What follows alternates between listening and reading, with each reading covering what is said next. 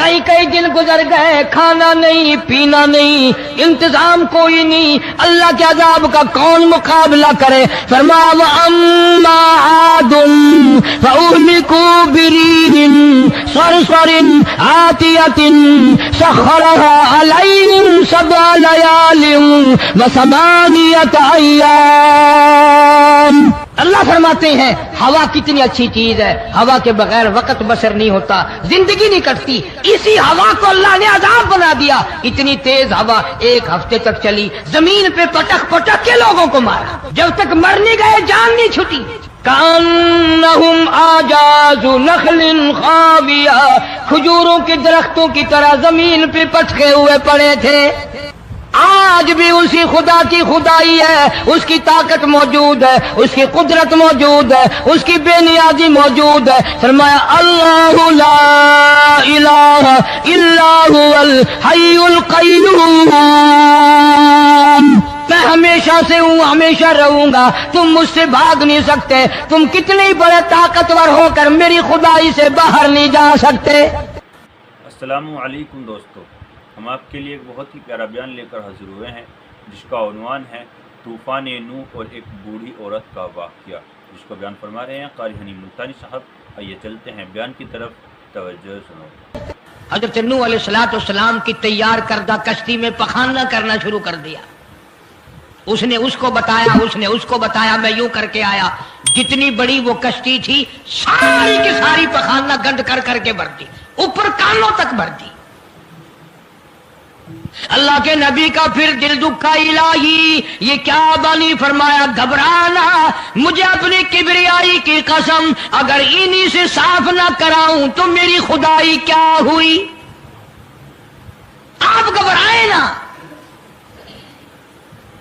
عورتیں پخانہ کرنے جا رہی ہیں، چلو چلو چلو، نبی کی وہ ہے نا جو یوں کہتا پھرتا ہے، یہ اس کی کشتی ہے، اس میں چل کر پخانہ کر کے آئیں گے۔ عورتیں آ رہی ہیں، مرد آ رہے ہیں، جوان آ رہے ہیں، بوڑھے اور سمجھا رہے ہیں۔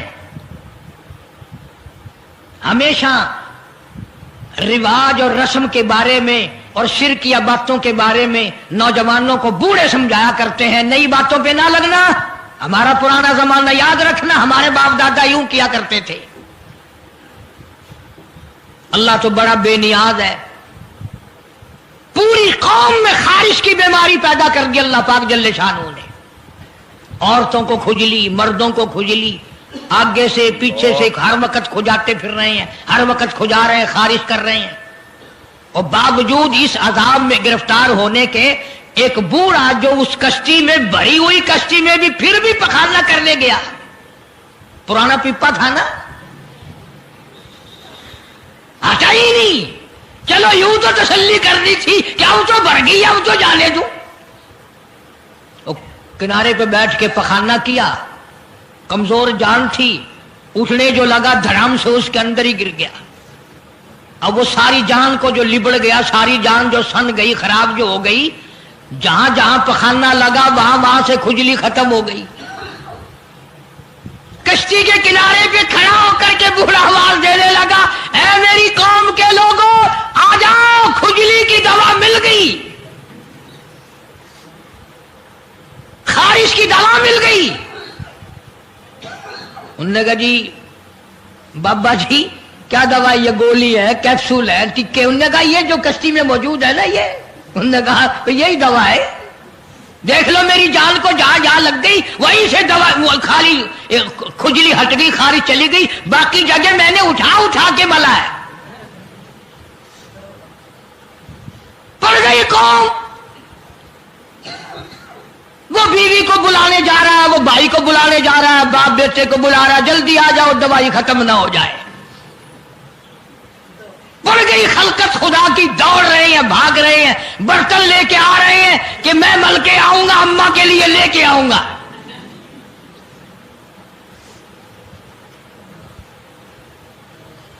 خدا جو ہوا، یہاں تک لکھا مفسرین نے کہ گھڑیوں کی گھڑیوں میں سارا اٹھا کر لے گئے، پھر جب نہیں ملا کشتی دھو دھو کر پینے لگے، اور جو پیے اسی کی خارش ختم، جو ملے اسی کی کھجلی ختم۔ اللہ پاک نے آواز دی کیوں؟ میرے نوح علیہ السلام دیکھ رہے ہو کہ جی ہاں، کہ پھر مانتے ہو نا میری خدائی کو، دیکھ لو انہیں سے صاف کرا دی کہ نہیں؟ یعنی گو کھانا منظور کر لیا، نبی کی بات نہ مانی، پیغمبر کی بات نہ مانی، اللہ کے جلیل القدر نبوت کے تاج والے کی بات نہ مانی۔ آ گیا وہ وقت جب اللہ پاک جل شانہ نے عذاب بھیجنے کا وقت مقرر کر رکھا تھا،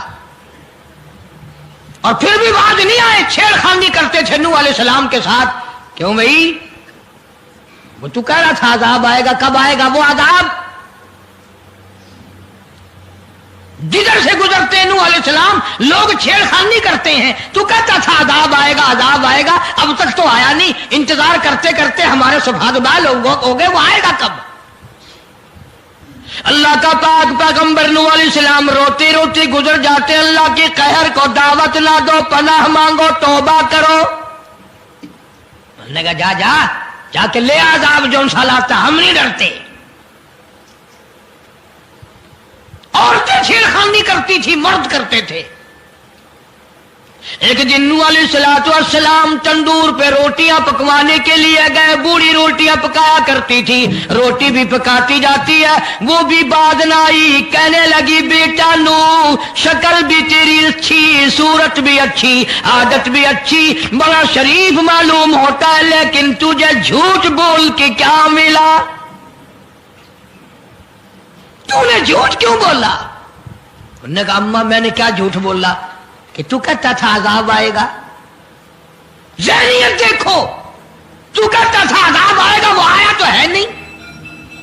اللہ کے نبی کی آنکھوں میں آنسو آ گئے، فرمایا مائی اللہ سے پناہ مانگ، اللہ کی عذاب سے پناہ مانگ، وہ اس پہ قادر ہے، وہ اس پہ بھی قدرت رکھتا ہے، تیرے اس تنور میں سے پانی ابل پڑے،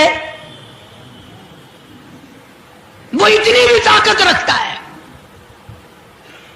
چنانچہ نوح علیہ السلام نے وہاں سے پیٹھ پھیری اور چلے ہی تھے کہ اندازہ لگاؤ کسی گلی جگہ سے اگر پانی نکلتا تو کچھ سمجھ میں آ سکتا تھا، اور خدا تو وہ ہے، آگ میں سے پانی نکال دیا، تندور میں سے پانی ابلا، اس تندور میں سے پانی ابلا۔ سیدنا نوح علیہ السلام نے اپنے ماننے والوں کو اکٹھا کر کے کشتی میں بٹھا لیا، خود بیٹا، خود گھر میں پیدا ہوا، گھر والی نے جنا، گھر میں پلا۔ نوح علیہ السلام کا لخت جگر، پیارا نور نظر، جس کا اللہ پاک نے ان آیتوں میں ذکر خیر فرمایا۔ میں قرآن کریم کے آیتوں کا ترجمہ کرتا ہوں۔ فرمایا وَهِيَ تَجْرِي بِهِمْ فِي مَوْجٍ كَالْجِبَالِ وَنَادَىٰ نُوحٌ، سیدنا نوح علیہ السلام نے اپنے لخت جگر کو، اپنے نور نظر کو، اپنے بیٹے کو آواز دی، یا بنی ارکب، او میرے پیارے بیٹے، او میرے نور نظر، او میرے لخت جگر، او میری گھر والی کا دودھ پینے والے، اور میں نبی کی گود میں پلنے والے ہیں، ارکم معنا ولا تکن مع الکافرین، آ جا ایمان والوں کی کشتی میں سوار ہو جا، میں نبی کے ساتھ لگ جا، میری بات مان جا۔ بیٹے کو سمجھایا ہے سیدنا نوح علیہ السلام نے، آ میری بات سن، او بیٹے آ جا، مارا جائے گا۔ وہ آگے سے کہنے لگا، قرآن نے باپ کی بیٹے کی گفتگو کو نقل فرما دیا، آگے سے کہنے لگا قال سآوی الی جبل یعصمنی من الماء، او میرے ابا مجھے پانی سے نہ ڈرا، مجھے سیلاب سے نہ ڈرا، مجھے طوفان سے نہ ڈرا، یہ تھوڑے اونچے اونچے پہاڑ ہیں، میں پہاڑیوں پہ چڑھ بیٹھوں گا، اللہ، میں پہاڑی پہ چڑھ کے بیٹھ جاؤں گا، کیا کرے گا میرا پانی، سیلاب میرا کیا بگاڑے گا، یہ تھوڑی اونچی پہاڑی ہے۔ اللہ کے نبی نے پھر جواب دیا، او بیٹے تو نہیں جانتا، قال لا عاصم اليوم من امر اللہ الا من رحم۔ او میرے بیٹے غلط خیال تیرا، پہاڑیاں نہیں بچا سکتی، اونچائی بلندی اس کے عذاب سے نہیں بچا سکے گی، الا من رحم، آج تو وہ بچے گا جس کو وہ اپنی رحمت کی چادر اڑا دے گا۔ وحال بینہم الموج فکان من المغرقین۔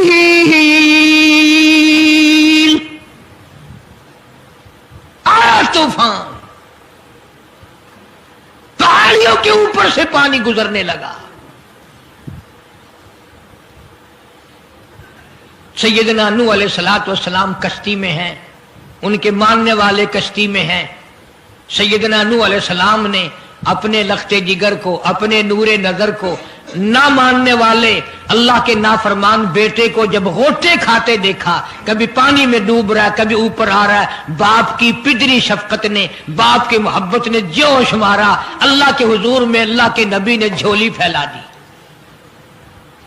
اسی لیے کہا کرتا ہوں وہ بڑا بے نیاز ہے، اور اندازہ تو لگاؤ جس کے نام کے لیے 950 برس مار کھائی، 950 سال اس اللہ کے نام پر مار کھائی، اس کا پیغام پہنچایا، اس کے نام کی تبلیغ کی، ایک بیٹے کا سوال کر دیا تو کیا ہو گیا؟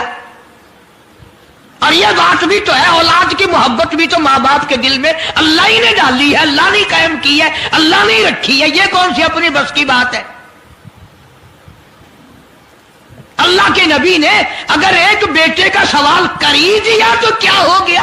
معافی تو مانگی، آواز لگائی، ونادا نوح ربہ فقال رب ابنی من اہلی۔ او زمین و آسمان کے مالک، او میرے رب، او میرے پروردگار، میرا ایک بیٹا ڈوب رہا ہے۔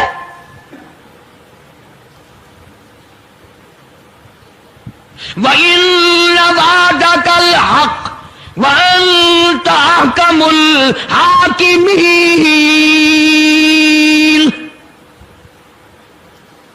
اور تیرا وعدہ تھا کہ جو تیرے ہوں گے انہیں نہیں ڈبوؤں گا۔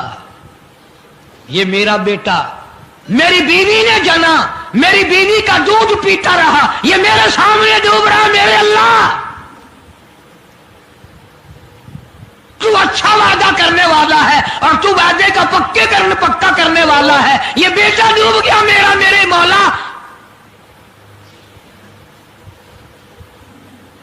تو چاہیے تو یہ تھا کہ آواز آتی، چلو تم نے ہمارے نام کے لیے اتنے دنوں مار کھائی، پیغمبری نبھائی، نبوت کا مشن تم نے پورا کیا، ہم ایک تیرے بیٹے کو بچا ہی دیتے ہیں۔ ان ابلی من اہلی وان وعدک الحق وانت احکم الحاکمین۔ آواز آتی ہے، قال یا نوح، او نوح انہ لیس من اہلک، یہ تیرا ہے ہی نہیں، تیرا نہیں ہے یہ۔ الہی کیسے نہیں ہے میرا؟ میری بیوی کے پیٹ سے پیدا ہوا، میری پشت سے پیدا ہوا، میرے نطفے سے پیدا ہوا، میں نے اس کو گود میں پالا، میں نے اس کو گود میں کھلایا، میں نے اس کو کندھے پہ اٹھایا، میں پہچانتا ہوں یہ میرا ہے، میرا ہے، یہ میں اس کا ابا ہوں، یہ میرا بیٹا ہے۔ آواز آئی، نوح زبان روکو، انہ عمل غیر صالح، اور اس کے عمل اور ہے، تیرے عمل اور ہے۔ یہ میری رحمت سے بڑا دور ہے، یہ میری رحمت سے اتنا دور ہے، اتنا دور ہے کہ انہ لیس من اہلک انہ عمل غیر صالح۔ اور اگلی بات جو اگر آپ عربی سمجھتے نا، خدا کی قسم جگر پھٹ جاتا، मैं मानता हूं तुम्हारे अंदर ईमान की दौलत है, ईमान का शोला है, ईमान का नूर है। तुम अगर अरबी समझते कलेजा चिर जाता। अल्लाह पाक ने फरमाया, ओ मेरे नूह, ओ मेरे नबी, खबरदार अगर तुमने दोबारा इस बेटे का नाम लिया ताजे नबूवत उतार लूंगा।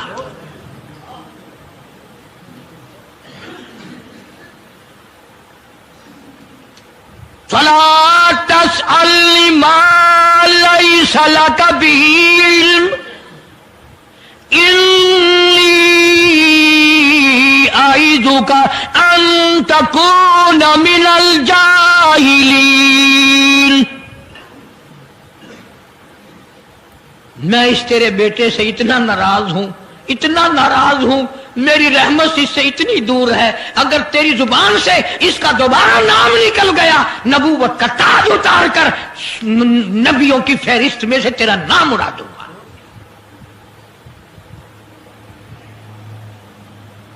सारी बातों का हल हो गया कि नहीं? फलाना यूं अल्लाह से लेकर देता है, फलाना जबरदस्ती करा लेता है, फलाना अल्लाह मियां से यूं मनवा लेता है। आओ उसकी बेपरवाह जात को देखो, 950 साल मार खाई, कुरान गवाह, सैकड़ों जगह नूह अलैहिस्सलाम का किस्सा कुरान में है। वो एक बेटे का नाम ले दिया तो अल्लाह का जलाल देखा। और फिर नबी के सिवा अल्लाह के जलाल को कोई नहीं समझता।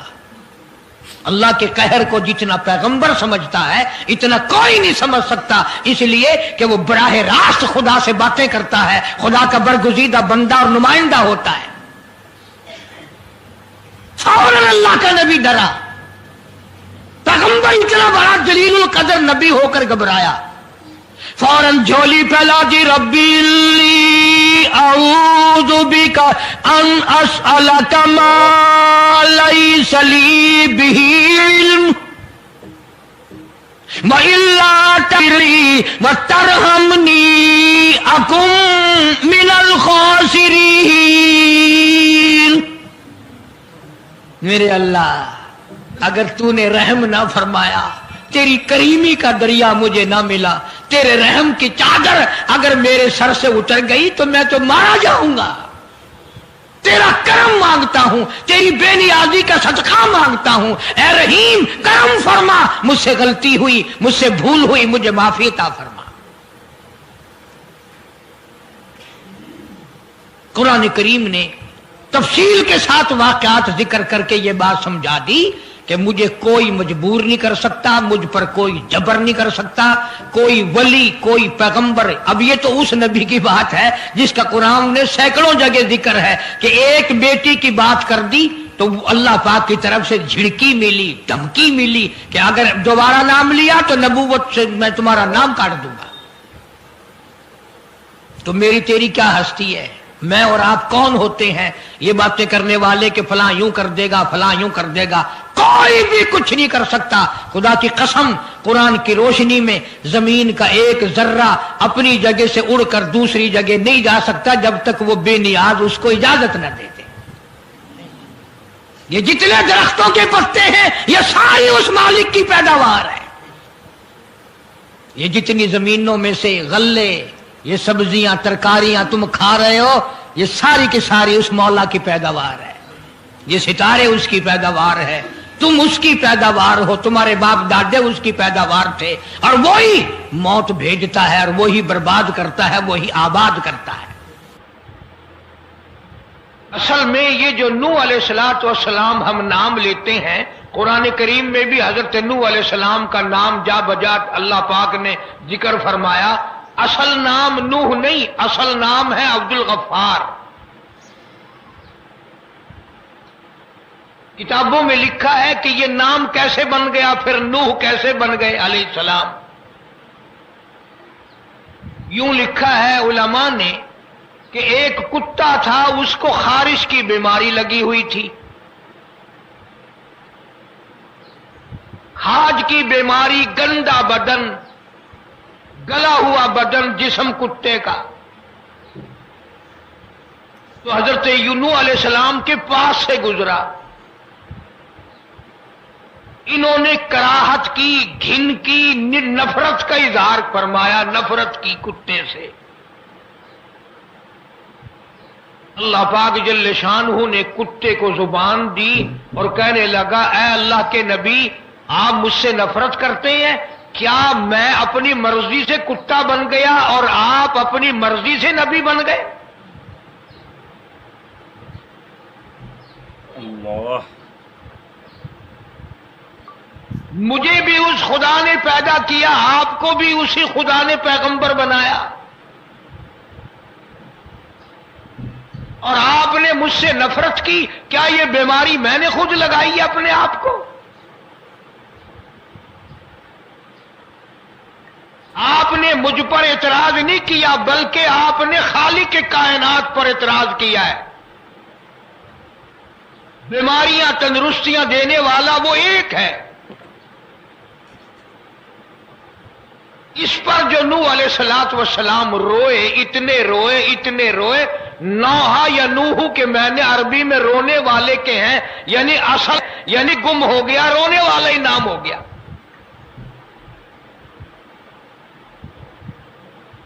اگر آپ کی توجہ میری طرف ہے، رات دن یہ باتیں سنتے ہو مگر دل میں نہیں جمتی، وہ ایک کتے کو بھی اس بات کا احساس ہے کہ میرا پیدا کرنے والا ایک ہے، میرا خالق و مالک ایک ہے، بیماریاں دینے والا ایک ہے، تندرستیاں دینے والا ایک ہے، اور ہم نے ہزاروں بنا رکھے ہیں۔ جناب سیدنا نوح علیہ الصلوۃ والسلام جلیل القدر پیغمبر، اس کے ساتھ جنات ہوں گے، شیطانی طاقتیں ہوں گی، اور ایک مکمل دجالی نظام ہوگا جس کا نام ہے یاجوج و ماجوج۔ یہ وہ قوم ہے، قیامت اس وقت تک نہیں آئے گی جب تک لوگ کھلم کھلازنا نہ کرنے لگیں گے اور سب سے بدترین لوگ ان کے آس پاس کھڑے ہو۔ یہ وہ زمانہ ہے جس میں لباس چھوٹا اور گناہ بڑا ہو چکا ہے، جب تک سورج مغرب سے طلوع نہ کرے، اور جب سورج مغرب سے طلوع کرے گا، دنیا کے اختتام سے پہلے ایک ایسا وقت آنے والا ہے جس میں فتنے اپنی انتہا کو پہنچ جائیں گے، ایمان کمزور ہوگا، حق اور باطل کی پہچان مٹ جائے گی، اور ایسے میں ہوگا، ظاہر ہوگا ایک عظیم فتنہ، فتنوں کا سردار دجال۔ نبی کریم نے فرمایا قیامت کے دن سے پہلے دجال سے بڑا کوئی فتنہ نہیں۔ یہ وہ فتنہ ہے جس سے ہر نبی نے اپنی امت کو خبردار کیا، یہ وہ آزمائش ہے جس سے دل کانپنے لگتے ہیں، آنکھیں نم ہو جاتی ہیں اور روح لرز جاتی ہے۔ دجال کا ظہور ایک ایسے دور میں ہوگا جب دنیا ظلم، بھوک، ہجوم، انتشار سے بھری ہوگی۔ 3 سال سخت قحط ہوں گے۔ پہلے سال آسمان بارش کا 1/3 روک لے گا، زمین بھی پیداوار کا 1/3 حصہ دے گی۔ دوسرے سال آسمان مزید بارش ہوگی، روکے گا، زمین پیداوار کا صرف 2/3 دے گی۔ تیسرے سال نہ آسمان سے بارش ہوگی نہ زمین کچھ اگائے گی، اور پھر دجال نکلے گا۔ نبی کریم نے فرمایا وہ ایک آنکھ والا ہوگا اور اس کی ایک آنکھ انگور کی طرح باہر نکلی ہوگی، اس کی پیشانی پر کافر لکھا ہوگا جسے ہر مومن پڑھ سکے گا چاہے وہ ان پڑھ ہی کیوں نہ ہو۔ دجال جہاں جائے گا فتنہ ساتھ لے کر جائے گا، اس کے پاس جنت اور جہنم کی مانند کچھ ہوگا، لیکن حقیقت میں اس کی جنت جہنم ہوگی اور اس کی جہنم جنت ہوگی۔ وہ آسمان کو کہے گا برسے، زمین کو کہے گا اوگا، اور آسمان بارش برسائے گا، زمین پیداوار اگائے گی۔ وہ مردے زندہ کرنے کا جھوٹا مظاہرہ کرے گا اور لوگوں کے دلوں کو فریب سے قائل کرے گا۔ جو اس کی بات مان لے گا اسے کھلائے گا، پلائے گا، اور جو اس کا انکار کرے گا اس کو بھوکا پیاسا رکھے گا، خوفزدہ کرے گا۔ اس کے ساتھ جنات ہوں گے، شیطانی طاقتیں ہوں گی، اور ایک مکمل دجالی نظام ہوگا۔ وہ ہر ملک جائے گا سوائے مکہ اور مدینہ کے، فرشتے ان دونوں شہروں کی حفاظت کریں گے۔ نبی کریم نے فرمایا جو شخص دجال کے بارے میں سنے وہ اس سے دور رہے، کیونکہ انسان یہ سمجھے گا کہ وہ ایمان پر قائم ہے مگر دجال کے دلائل اور شابدہ بازی دیکھ کر اس کا پیچھا کرے گا۔ وہ مدت جس میں دجال دنیا میں رہے گا 40 دن ہوں گے۔ پہلا دن 1 سال جتنا لمبا، دوسرا دن 1 مہینے جتنا، تیسرا دن 1 ہفتے کے برابر، اور باقی دن عام دنوں جیسے ہوں گے۔ اور جب دجال دنیا کو اپنے فتنے سے بھر دے گا تب عیسی ابن مریم علیہ السلام آسمان سے نازل ہوں گے، دمشق کے مشرق میں سفید مینار کے پاس نماز پڑھائیں گے اور ایک عظیم لشکر کے ساتھ دجال کا پیچھا کریں گے۔ दजाल शाम के इलाके लद, मौजूदा इसराइल का एक शहर में मारा जाएगा।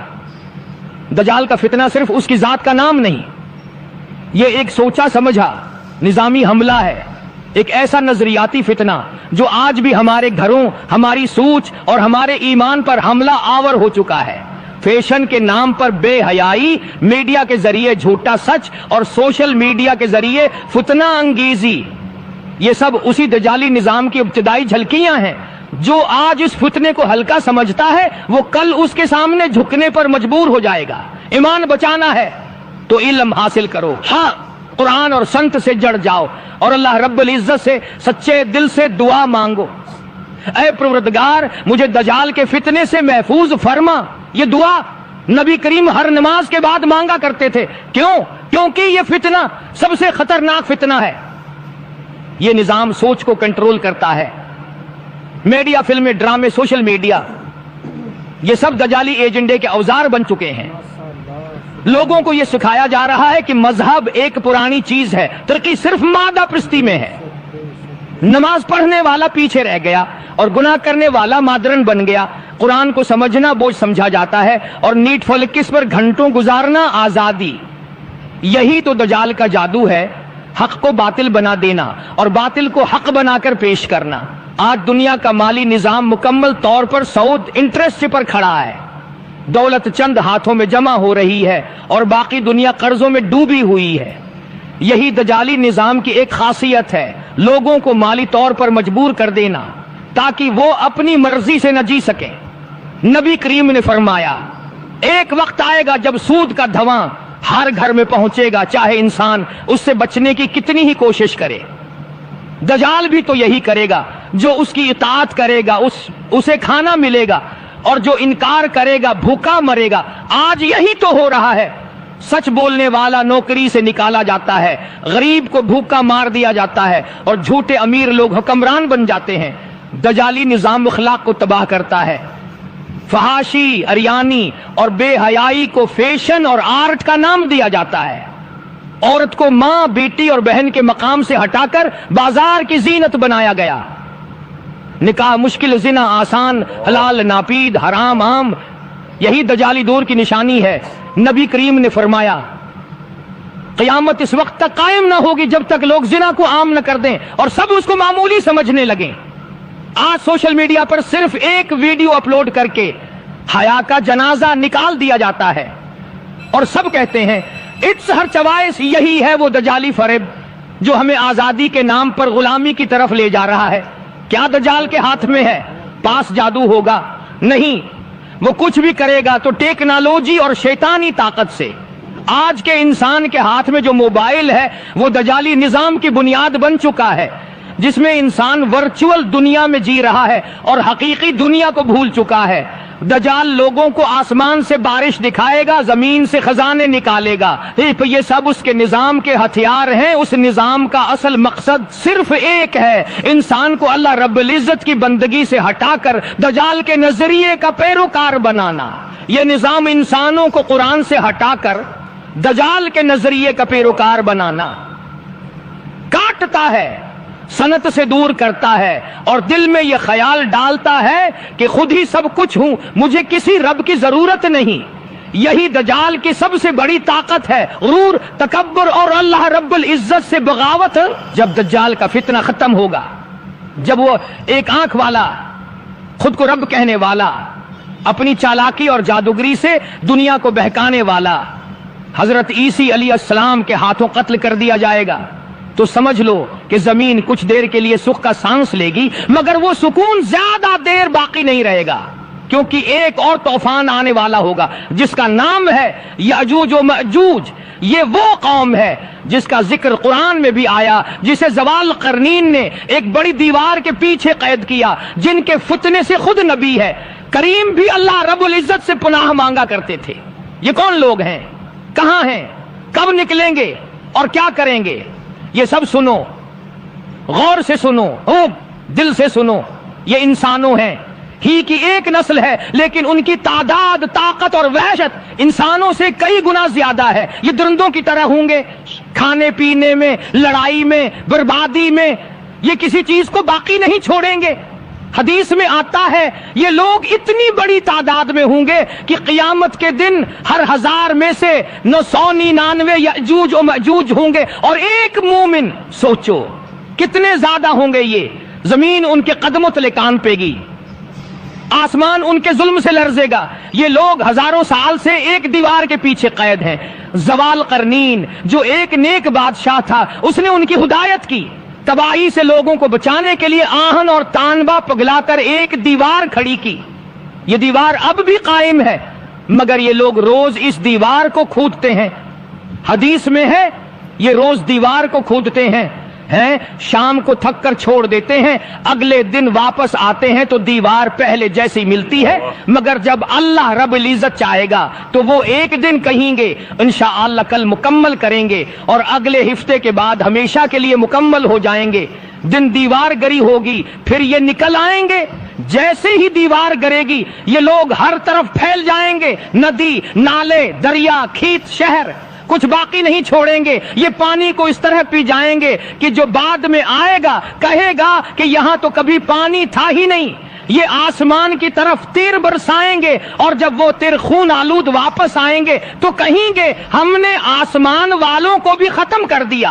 ان کا فتنہ ایسا ہوگا کہ حضرت عیسی علیہ السلام جو اس وقت زمین پر موجود ہوں گے، اہل ایمان کو لے کر پہاڑوں پر پناہ لیں گے۔ جب زمین یأجوج و مأجوج سے بھر جائے گی، اللہ رب العزت ایک کیڑا نازل کرے گا جو ان کی گردنوں میں لگے گا، اور ایک ہی رات میں سب مر جائیں گے۔ زمین لاشوں سے بھر جائے گی، بدبو سے کوئی سانس نہیں لے سکے گا۔ پھر پرندے آئیں گے، لاشوں کو اٹھا کر لے جائیں گے، زمین دھو دی جائے گی، ہوا بدل دی جائے گی، اور پھر دنیا کو کچھ وقت کے لیے سکون ملے گا۔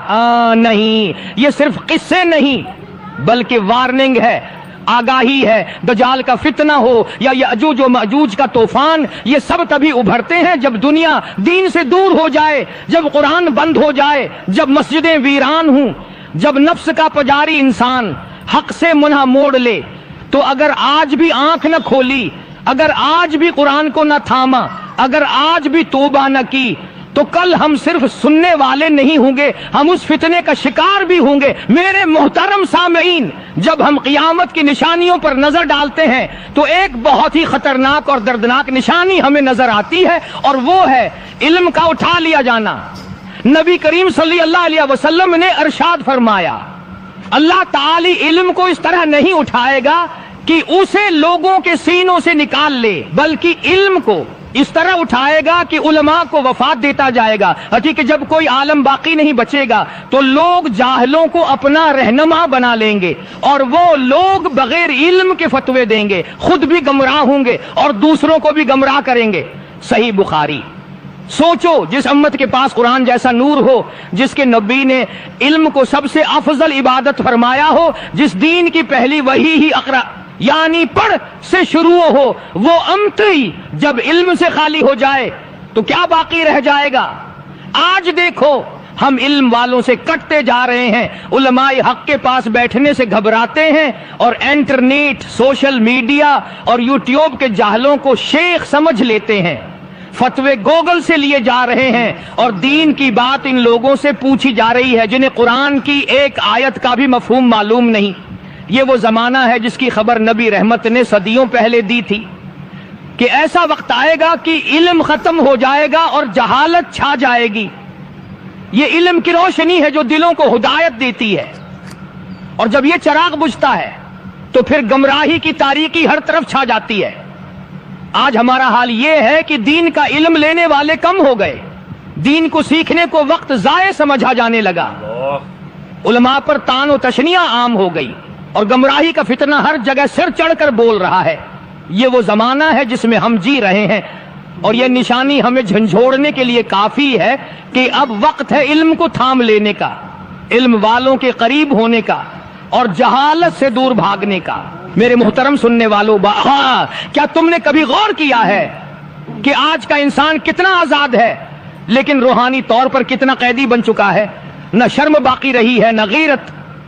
جو چیز کل تک بند کمروں میں چھپ کر کی جاتی تھی، آج وہی گناہ فخر سے سوشل میڈیا پر دکھائے جا رہے ہیں۔ یہ سب کچھ किसी इत्तिफाक का नतीजा नहीं। ये वही बात है जिसकी खबर नबी करीम ने हमें बहुत पहले दे दी थी। क़यामत इस वक्त तक नहीं आएगी जब तक लोग खल्लम खलाजुना न करने लगेंगे और सबसे बदतरीन लोग उनके आसपास खड़े होकर ये कहेंगे कि काश तुम उसे दीवार के पीछे कर लेते। बेचे मुसनद अहमद, ये कैसा जमाना आ चुका है जिसमें लड़कियां बेहयाई को फैशन कहती हैं, लड़के गुनाह को आजादी समझते हैं और वालिदीन अपनी औलाद के हाथ में ऐसा मोबाइल दे देते हैं जिससे जहन्नम का दरवाजा खुलता है और फिर अफसोस भी नहीं करते। आज इंटरनेट, फिल्में, ड्रामे, गाने, ये सब बेहयाई के हथियार बन चुके हैं। ना नजरें बचती हैं, ना दिल बचते हैं। घर के अंदर शैतान घुस चुका है और हम समझते हैं कि सब कुछ ठीक है। ये वो जमाना है जिसमें लिबास छोटा और गुनाह बड़ा हो चुका है। जब तुम में शर्म बाकी न रहे तो जो चाहो करो, ये नबी करीम का वाज़े फरमान है।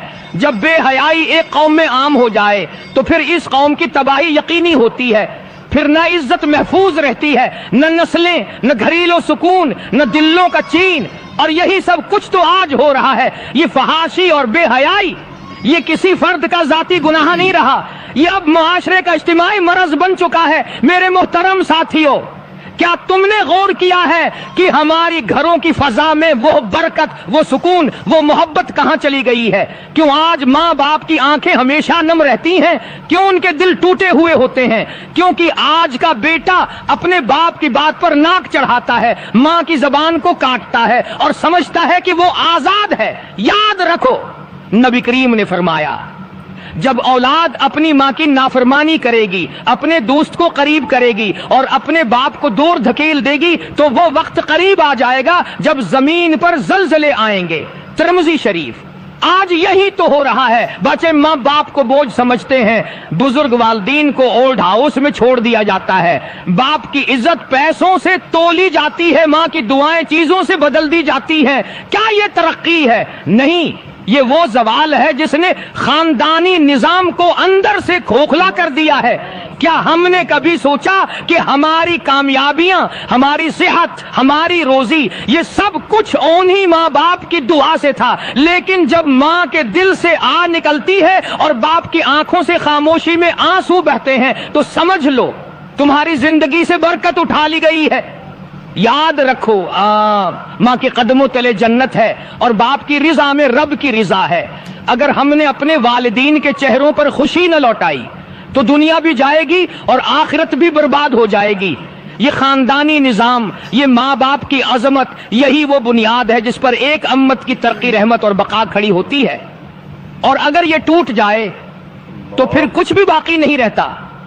मेरे भाइयों, कभी तुमने गौर किया है कि आज के जमाने में सच बोलना एक जुर्म बन चुका है और झूठ बोलने वाले लोग इज्जत के तख्त पर बैठे हैं? नबी करीम ने फरमाया, क़यामत के करीब झूठ इतना आम हो जाएगा कि झूठा शख्स सच्चा समझा जाएगा और सच्चा शख्स झूठा समझा जाएगा। मुसनद अहमद। आज यही हो रहा है। जो इंसान दियांतदारी से बात करे उसे लोग सीधा बेवकूफ और नाकाम कहकर हंसी उड़ाते हैं, और जो झूठ घड़कर साजिशें करके धोखा देकर आगे निकले उसे लोग स्मार्ट, कामयाब और बासर मान लेते हैं। ये कैसी अल्टी दुनिया है? आज मीडिया झूठ को सच बनाकर पेश करता है। सोशल मीडिया पर झूठे दावे, जाली शख्सियात, झूठे वाकयात को फॉलो और शेयर किया जाता है। सियासत में, कारोबार में, ताल्लुकात में झूठ मामूल बन चुका है और नतीजा एतमाद खत्म हो चुका है, रिश्ते टूट चुके हैं, दिलों में नफरतें और शक भर चुके हैं। ये सिर्फ दुनिया का नुकसान नहीं, ये तो क़यामत की निशानी है। और याद रखो, नबी करीम ने फरमाया, जब तुम देखो कि लोगों में झूठ आम हो जाए और सच बोलने वाले दब जाएं तो समझ लो कि क़यामत करीब है। आज दयानतदार लोग किनारे लगा दिए गए हैं, उनकी कोई बात नहीं सुनता, उनकी सच्चाई गवाही बनकर रह जाती है लेकिन कोई उसे तस्लीम नहीं करता। जबकि झूठा, फितना परूर, मुकार और चालाक शख्स लोगों के दिलों पर राज करता है। मेरे साथियों, ये वो दौर है जिसमें सच बोलना जहाद बन चुका है और झूठ बोलना फायदा का सौदा कहलाता है। लेकिन याद रखो, दुनिया के उस झूठे फायदे के पीछे आखिरत का बहुत बड़ा नुकसान छिपा हुआ है। अगर हमने सच्चाई को जिंदा न रखा तो हमारी आने वाली नस्लें अंधेरे में भटकती रहेंगी। لہذا آج اگر تم سچ بول رہے ہو تو ڈرتے رہو، کیونکہ یہی وہ راستہ ہے جو رب کی رضا، نبی کی سنت اور جنت کی طرف لے جاتا ہے۔ اب ہم ایک اور انتہائی خطرناک اور پراثر قیامت کی نشانی کی طرف آتے ہیں، جس نے آج کے دور میں ہماری نسلوں کو جکڑ لیا ہے، ہمارے گھروں میں، ہماری جیبوں میں اور ہمارے کانوں میں اتر کر ہمارے دلوں سے اللہ رب العزت کا نور چھین لیا ہے۔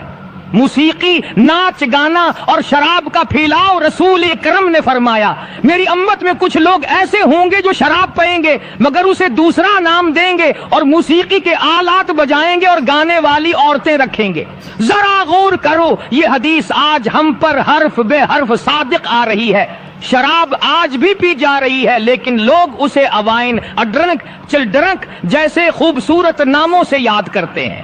گانے آج کھلے عام بجتے ہیں، اور موسیقی کو آرٹ اور فن کا نام دے کر حلال کرنے کی کوشش کی جا رہی ہے۔ ناچ گانا تفریح سمجھا جا رہا ہے، جبکہ یہی وہ زہر ہے جو ہمارے دل سے خشیت الہی اور ایمان کا نور چھین لیتا ہے۔ میرے عزیز بھائیوں، کبھی غور کیا ہے جو شخص دن رات گانے سنتا ہے، جو ناچ گانے میں ڈوبا رہتا ہے، اس کے دل میں نہ نماز کی لذت رہتی ہے، نہ قرآن کی محبت، نہ آخرت کا خوف۔ کیوں؟ کیونکہ رسول ہے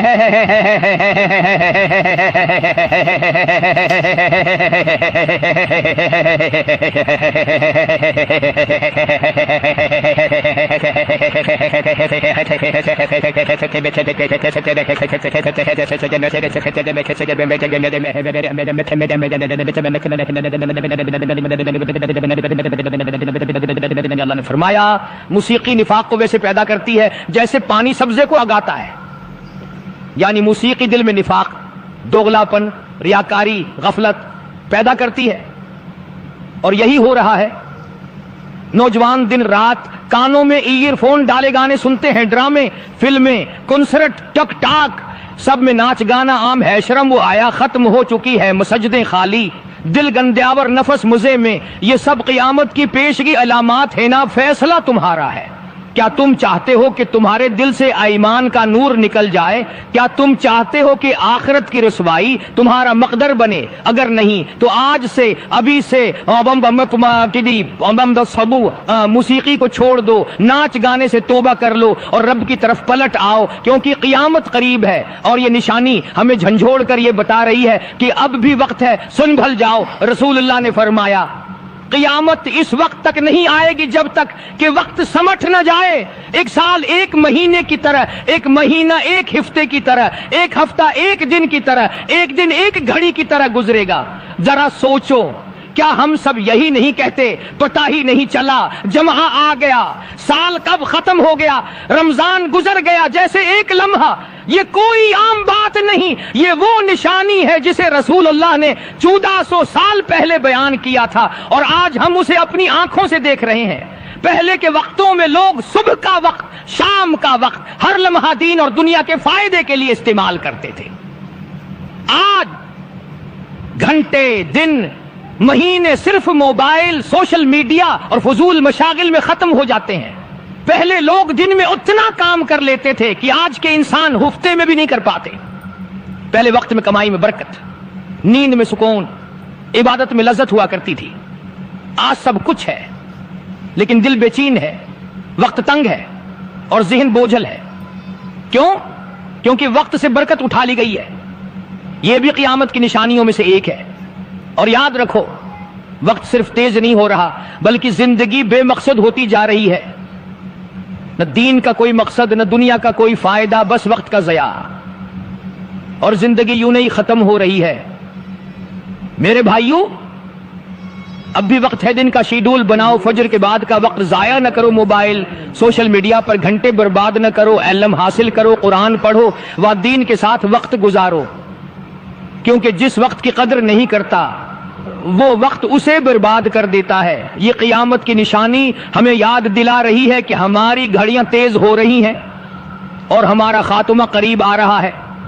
رسول اللہ نے فرمایا قیامت اس وقت تک نہیں آئے گی جب تک سورج مغرب سے طلوع نہ کرے، اور جب سورج مغرب سے طلوع کرے گا تو پھر کوئی شخص ایسا نہیں ہوگا جو ایمان لائے اور اس کا ایمان فائدہ دے اگر وہ پہلے سے ایمان نہیں لایا تھا۔ सोचो दुनिया में दिन और रात का निजाम अल्लाह रब्बुल इज्जत के हुक्म से जारी है, लेकिन एक दिन एक ऐसा लम्हा आएगा जब ये सूरज मुशरिक की बजाय मगरिब से तुलुआ होगा। ये कोई साइंस फंक्शन नहीं, ये अल्लाह के नबी की सच्ची पेशगोई है, और उसके बाद दुनिया का मामूल का निजाम हमेशा के लिए बदल जाएगा। जैसे ही सूरज मगरिब से निकलेगा आसमानों का निजाम बदल जाएगा और तौबा का दरवाजा बंद हो जाएगा। वो दरवाजा जो सदियों से खुला है, जो फिरौन, नमरूद और दुनिया के बड़े गुनाहगारों के लिए भी खुला था। ईमान कबूल नहीं होगा। यानी अगर कोई इस वक्त कहे मैं ईमान लाता हूं, या इबादत शुरू करे या कुरान खोले, तो वो सब बेफायदा होगा। लोग चीखें मारेंगे, सजदे में गिरेंगे, निदामत के आंसू बहाएंगे, लेकिन कुछ भी कबूल नहीं किया जाएगा। क्योंकि ईमान तब तक काबिल कबूल होता है जब तक गैब पर हो। जब निशानी ज़ुहूर में आ जाए तो फिर आजमाइश खत्म, फैसला शुरू। जिस दिन तुम्हारे रब की कुछ निशानियां आ जाएंगी, फिर किसी शख्स का ईमान उसे फायदा न देगा अगर वो पहले ईमान न लाया हो या उसके ईमान के साथ कोई नेकी न की हो। जरा गौर करो, कितने लोग तौबा को मुअख्खर करते हैं, कहते हैं अभी तो जवानी है, बुढ़ापे में संभल जाएंगे, एक बार हज कर लूं फिर छोड़ दूंगा सब कुछ। लेकिन वो मगरिब से सूरज तुलुआ होने वाले दिन को नहीं जानते, जिस दिन सब माफियां बंद हो जाएंगी। हमारे नबी सल्लल्लाहु अलैहि वसल्लम ने हमें पहले खबरदार किया था कि दज्जाल काना आएगा और खुदा बनेगा। अंदाजा लगाओ, उसके माथे पे लिखा हुआ होगा आधा काफिर। और हदीस के अल्फाज में यहां तक आता है कि कोई झोपड़ी पूरी दुनिया की, कोई मकान, कोई पहाड़, कोई बस्ती, कोई मुल्क ऐसा ना होगा जहां दज्जाल पहुंच ना जाएगा। पूरी दुनिया का चक्कर लगाएगा, सिर्फ मक्के पाक और मदीने पाक में दाखिल नहीं हो सकेगा, वहां फरिश्ते पहरा देंगे। आज एक अजीब मसला आपके सामने रखने लगा हूं, उसको इस हैसियत से समझो कि कुरान करीम ने नमाज उम्मत को अता फरमाई, रोजा, हज, ज़कात, जिहाद, तिजारत के मामलात, अहकामात बताए, हुकूमत करने का तरीका कार कुरान करीम ने बताया, शादी ब्याह के मसाइल और अहकाम कुरान करीम ने बताए। अल्लाह का पाक कलाम इतना वसी है कि उसने किसी मोड़ को और किसी शोबे को खाली नहीं छोड़ा। हत्ता कि हम मुसलमानों में पीरी मुरीदी का जो एक तरीका है, लोग मुरीद बनते हैं, पीर अपने मुरीद बनाते हैं।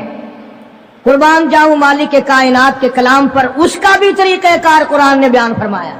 लोग ये ना समझें कि ये जो पीरी मुरीदी है ये यूं ही है बस, इसके लिए भी कुरान ने साबिते बताए। मतलब मेरा ये है कि कुरान करीम ने कोई चीज बाकी नहीं छोड़ी जो मुसलमानों की जरूरत की हो। वैसे तो आपको पता है अल्हम्दुलिल्लाह हमें सारे कुरान की जरूरत नहीं, क्या करेंगे कुरान का। वो लोग तो कब्रों में चले गए जो कुरान करीम के बगैर एक मिनट जिंदा नहीं रह सकते थे। उनका ओढ़ना बिछौना, उनका जागना सोना, उनकी हर वक्त की सोच अल्लाह के कुरान पर गौर करना होता था। उन्होंने मेहनत की सारी जिंदगी कुरान करीम की अफजलियत पर, उसके हक होने पर। और ये जो कुरान मसला बयान करने लगा है आपको, ये मामूली मसला नहीं, ये उस वक्त का मसला है जब पीर मोहम्मद मुस्तफा है सल्लल्लाहु अलैहि वसल्लम और मुरीद सहाबा हैं। जरा ख्याल तो करो, पीर को भी देखो और मुरीदों को भी देखो। पीर इमामुल अंबिया और सहाबा किराम की सारे जहान की उम्मत में सबके सरदार है। और फिर इस पीरी मुरीदी में सबसे बड़ा चक्कर पड़ता है औरतों का, मस्तूरात का, खवातीन का। कुरान करीम ने वो मसला बयान किया है, बल्कि यूं समझो कि हमारी दुखती रग पकड़ ली कुरान करीम ने। अल्लाह पाक ने हमारे दिलों में जो एक बात आई हुई है, ओ मियां पीर होवे देव जाई होवे, साकू क्या, साकू पीरी नाल गरज है, साकू उनके अमाल नाल कहीं गरज है। जो कुछ करे वदा साकू क्या। बस मिसाला सुन वेंदे मियां कुरान करीम दा वर्का अगर गंदी नाली विच ढह पवे, कुरान तो नहीं बिगड़दा, चलो नाली तो गंदी है, कुरान दा तो इकराम करना पोसी ना। पीर अगर गंदे अमल करदा तो करे पिया, उनकी मिसाल कुरान नाल देंदे। ارشاد فرمایا مالک کائنات صلی اللہ تعالی علیہ وسلم کے لیے اللہ پاک جل شانہ نے حکم دیا، او میرے پیارے نبی، میرے محبوب نبی، میرے کالی کملی والے، مزمل کی جیسی کالی کملی اوڑھنے والے، او موٹی چادر اوڑھنے والے، والضحیٰ، او میرے محبوب چمکتے چہرے والے، واللیل اذا سجا، شاہ زلفوں والے میرے محبوب، یا ایھا النبی، میرے نبی، میرے نبی جب آپ کے پاس، آپ کی مجلس میں آپ کی عقیدت مند عورتیں آئیں، ماننے والی عورتیں آئیں، اذا جاءک المؤمنات، مومن عورتیں آئیں، مسلمان عورتیں آئیں، جب میرے نبی تیرے پاس عورتیں آئیں، اذا جاءک المؤمنات یبایعنک، مرید بننے کے لیے آئیں، آپ کو پیر بنانے کے لیے آئیں، آپ کی عظمت کا اقرار کرنے کے لیے آئیں، او میرے نبی جب تک ان سے 6 وعدے نہ لے لو، 6 شرطیں پوری نہ کریں، میرے محبوب آپ کو رحمت والا ہاتھ اٹھانے کی اجازت نہیں۔ ان آنے والی عورتوں سے 6 شرطیں پہلے آپ پوری کرائیں، وعدہ کرائیں ان سے۔ میرے نبی آپ کوئی نعوذ باللہ معمولی پیر تو نہیں، امام الانبیاء کا ہاتھ تب اٹھے گا جب آنے والا 6 شرطوں کو پورا کرنے کا وعدہ کرے گا۔ نبی کو بیعت کے لیے، مرید بنانے کے لیے، ہاتھ بڑھانے کے لیے اللہ پاک نے شرطیں بنا دی، 1 بھی نہیں، 2 بھی نہیں، 6 شرطیں ہیں۔ اور ہمارے یہاں اعلان ہوتا ہے جے مرید ہونا ہوئے آون جائے، بلکہ ہن تو دکھ لگتا ہے ملک چ پھردے آسی جی میں آگے اعلان ہوندے پھردے ہوندے سن نا، منجی پیڑا چھکا لو تے برتن کری کرا لو، ہن آواز آندی ہے کہ مرید ہونا ہو تو آ جاؤ۔ ارشاد فرمایا یا ایھا النبی اذا جاءک المؤمنات، میرے محبوب کریم صلی اللہ علیہ وسلم، او کالی کملی والے، او امام الانبیاء، او شہنشاہ کائنات، جب عورتیں مرید بننے کے لیے آئیں، آپ کا بیعت ہونے کے لیے آئیں، تیرے ہاتھ پر ہاتھ رکھ کر کے اقرار کرنے کے لیے آئیں، یبایعنک، بیعت کرنے کے لیے آئیں، ان سے پہلی شرط یہ لینا، الا اللہ یشرکن باللہ شیئا، پہلی شرط ان سے یہ لینی ہے کہ میں تمہیں تب اپنی مرید بناؤں گا جب میں تمہاری طرف رحمت والا ہاتھ بڑھاؤں گا، جب تم وعدہ کرو کہ اللہ کی ذات میں، اللہ کی صفات میں کسی کو شریک نہیں ٹھہرائے،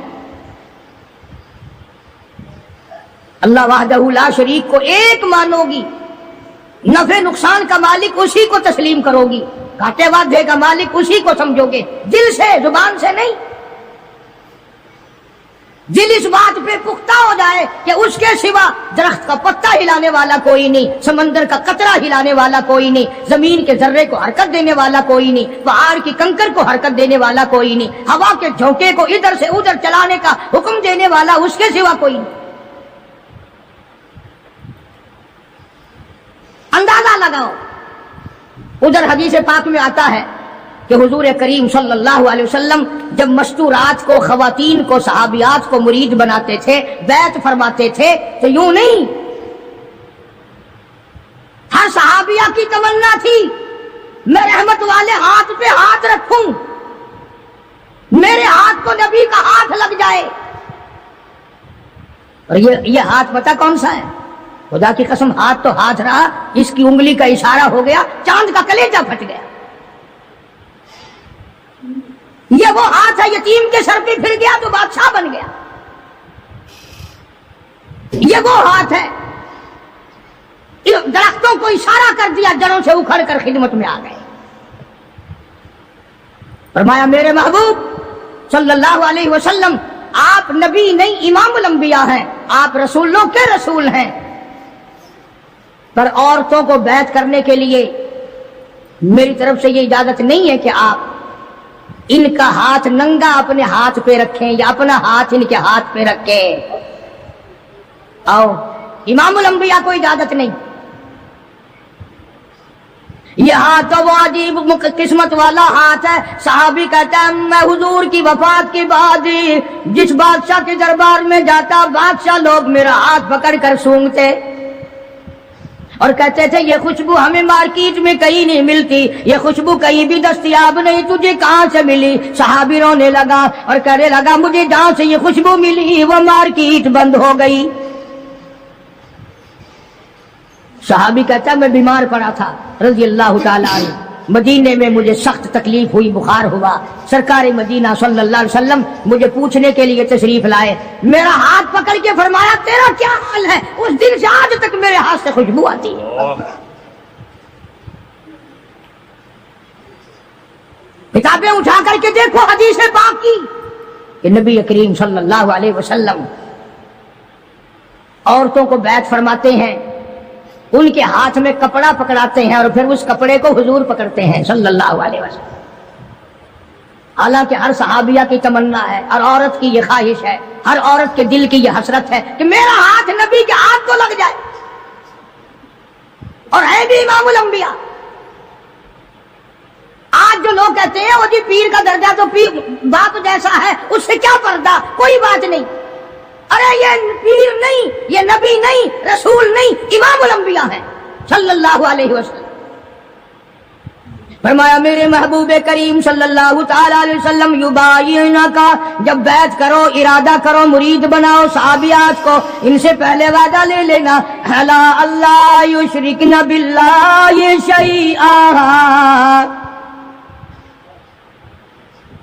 ذرہ برابر شیعہ کا لفظ ہے, ذرہ برابر بھی میرے سوا کسی خانقاہ کو, کسی مزار کو, کسی قبر کو, کسی ولی کو, کسی نبی کو, کسی غوث کو, کسی کتب ابدال کو بالکل مشکل کشا نہ مانے, اولاد دینے والا نہ مانے, بیماری دینے والا نہ مانے, بیماری ہٹانے والا نہ مانے. الا اللہ یشرکن باللہ شیئا,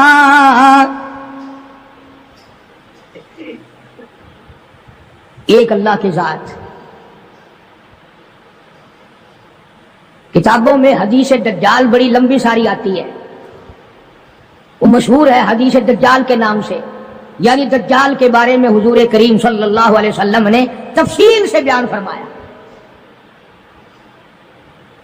اس لیے عرض کر رہا ہوں, کئی لوگ کہہ دیتے ہیں جی میں نوکری کے لیے پریشان تھا, فلانی قبر پہ جا کے میں نے سجدہ کیا میری پریشانی دور ہو گئی, فلانی جگہ جا کر کے میں نے نظر نیاز چڑھائی میری فلاں تکلیف دور ہو گئی. اللہ کے پاک پیغمبر حضرت محمد الرسول اللہ صلی اللہ علیہ وسلم نے فرمایا دجال کے پاس جنت بھی ہوگی دوزخ بھی ہوگی, اور وہ کہے گا مجھے خدا مانو, اور جو نہیں خدا مانیں گے ہزار کو نہیں لاکھوں مسلمانوں کو قتل کر دے گا. حدیث میں آتا ہے کہ ایک آدمی سامنے آئے گا, دجال اس کو کہے گا مجھے خدا تسلیم کر, وہ انکار کرے گا. دجال حکم دے گا کہ سر کے اوپر سے پیروں تک اس کو بیچ سے چیر دو. چنانچہ حدیث کا ترجمہ کر رہا ہوں, یہ ناک ہے نا, یہ ناک بھی حضور نے اپنے ناک پر انگلی رکھتے ہوئے فرمایا کہ اس مسلمان کے ناک کے بھی 2 ٹکڑے ہو جائیں گے اور اسے چیر دیا جائے گا, اور دجال اسے پھر زندہ کر لے گا. دجال اسے پھر زندہ کر لے گا اور زندہ کر کے کہے گا زندہ کرنا مارنا خدا کی صفت ہے, اب تو مان جا میں نے دونوں کام کر کے دکھا دیے, اب تو مان جا تجھے میں نے مارا بھی, قتل بھی کرا دیا, کر دیا اور زندہ بھی کر دیا, اب تو میرے خدا ہونے میں شک نہیں. اللہ اکبر. وہ نوجوان مسلمان کہے گا اگر تم مجھے 100 مرتبہ چیرے قتل کرے 100 مرتبہ مجھے زندہ کرے میں خدا تجھے ماننے کو تیار نہیں, اس لیے هو الذی یحیی و یمیت. یہ تو میرے اس قادر کریم کا کام ہے, تیرا کہاں ہو سکتا ہے. ہمارے نبی صلی اللہ علیہ وسلم نے ہمیں پہلے خبردار کیا تھا کہ دجال کانا آئے گا اور خدا بنے گا. اندازہ لگاؤ اس کے ماتھے پہ لکھا ہوا ہوگا آدھا کافر. اور حدیث کے الفاظ میں یہاں تک آتا ہے کہ کوئی جھوپڑی پوری دنیا کی, کوئی مکان, کوئی پہاڑ, کوئی بستی, کوئی ملک ایسا نہ ہوگا جہاں دجال پہنچ نہ جائے گا. پوری دنیا کا چکر لگائے گا، صرف مکے پاک اور مدینے پاک میں داخل نہیں ہو سکے گا، وہاں فرشتے پہرا دیں گے، فرشتوں کا پہرا ہوگا مکے پاک اور مدینے پاک میں، پوری دنیا میں چلے پھرے گا، اتنا قتل عام کرے گا، اتنا قتل عام کرے گا کہ دنیا حیران ہو جائے گی۔ یوں آتا حدیث پاک میں کہ تنگی اتنی ہوگی، کئی کئی دن کی بھوک ہوگی، حلوہ دکھائے گا، اگر مجھے خدا مانتے ہو تو یہ حلوہ کھاؤ، تیار۔ اس لیے ہمارے نبی پاک صلی اللہ علیہ وسلم نے پہلے ہی فرما دیا کہ لالچ کے پیچھے کھانے والے بھی نہ بنو، کہیں ایسا نہ ہو ہمارے وقت میں ہی وہ ٹائم آ جائے اور کھانے پہ ایمان کہیں چھوڑے بیٹھے ہو۔ تو مدنی کریم صلی اللہ تعالی علیہ وسلم کو حکم ملا پروردگار عالم کی طرف سے، لا اللہ یشرکن باللہ شیئا، اور میرے محبوب کریم صلی اللہ علیہ وسلم تیرا رحمت والا ہاتھ نہ اٹھے، آپ کا رحمت والا ہاتھ نہ اٹھے، ان کو بیعت کرنے کا ارادہ نہ کرو جب تک یہ وعدہ پورا نہ کریں۔ یہ وعدہ لو ان سے کہ یہ کسی قسم کا شرک نہ کریں گی، کبھی قبروں پہ جا کر منتیں نہیں مانیں گی، کسی کے بت کے آگے، کسی درخت کے آگے سر نہیں جھکائیں گی۔ پہلی شرط تو یہ ہوگی، قرآن ہے یہ، ترجمے میں جا کے دیکھ لینا، 28ویں سپارے کا 8واں رکوع ہے، سورہ ممتحنہ کی آخری آیات ہیں۔ فرمایا ولا یشرکنا، دوسری شرط یہ لینا ان عورتوں سے یہ لو کہ یہ چوری نہ کریں، یہ چوری نہیں کریں گی، پہلی یہ شرط لو۔ دیکھا قرآن کریم کا انداز، قرآن نے اس بات کو منع کر دیا کہ ادھر مرید بنو اور ادھر چلے جاؤ، سال میں پیر آئے گا نذرانے دیتے رہنا، نماز پڑھو یا نہ پڑھو، روزے رکھو یا نہ رکھو، زکات دو یا نہ دو، قرآن کی تلاوت کرو یا نہ کرو، بس وہ تمہارا پیر ہے، تم اس کے مرید ہو۔ قرآن نے ان چیزوں کی وضاحت کر دی۔ فرمایا دوسری شرط یہ وعدہ لو ولا یشرکنا، عورتوں سے وعدہ لو یہ چوری نہ کریں گی۔ اب قرآن کا انداز سمجھو، میں آپ کو سمجھاتا ہوں، کیوں بھئی عموماً چوری ڈاکہ مرد کرتے ہیں، عورتیں نہیں کرتی چوری، لیکن اللہ کا قرآن کہہ رہا ہے کہ نبی کو حکم ملا عورتوں کے بارے میں، ولا یشرکنا، ان سے وعدہ لو یہ چوری نہ کریں گی۔ وجہ کیا ہے؟ مرد اونٹ کی چوری کرے گا، گھوڑے کی چوری کرے گا، گائے کی چوری کرے گا، بھینس بکری کی چوری کرے گا، سونے چاندی کی چوری کرے گا، پیسوں کی چوری کرے گا، اور دھن دولت کی چوری کرے گا۔ اونٹ چوری ہو گیا اور مل سکتا ہے، گھوڑا چوری ہو گیا اور مل سکتا ہے، سونا چاندی چوری ہو گیا اور مل سکتا ہے۔ اللہ پاک نے قرآن میں اس لیے حکم دیا، عورت کی آنکھ نے اگر چوری کر لی تو روپے کے بدلے میں تیری آبرو واپس نہیں آ سکتی۔